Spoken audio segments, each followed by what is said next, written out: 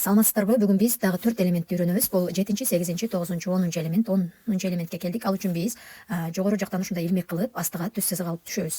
Караңыздар, сызык менен түшүп атабыз. Илмегини жасайсыздар, сызык менен алып түшөсүздөр. Бул илмектер баш тамга менен жазылган тамгаларга жардамга келет. Кезектеги элементибиз Г, Р тамгаларында жардамга келүүчү элементтер. Бул элементти жазганда дагы көңүл коюп, жакшы жазыш керек бала. Биринчи сызыктан келди, ортодогу түз сызыкка жетип, түшүп, кайра экинчи сызыкка карай кетип жатат. Андан кийинки элементибиз болсо, ушундай илмекти өзгөчө ыкмада алып келебиз, астына алып түшүп, кайра алып чыгабыз.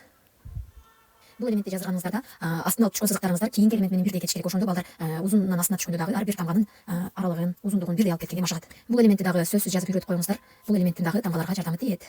Андан кийинки таякча. Жөн гана узун кылып таякчаларды сызабыз, сызыктын үстүнөн бастырып жазабыз. Бул элементтин жардамы өтө чоң. Баш тамгаларыбызга ушул элемент сөзсүз колдонулат.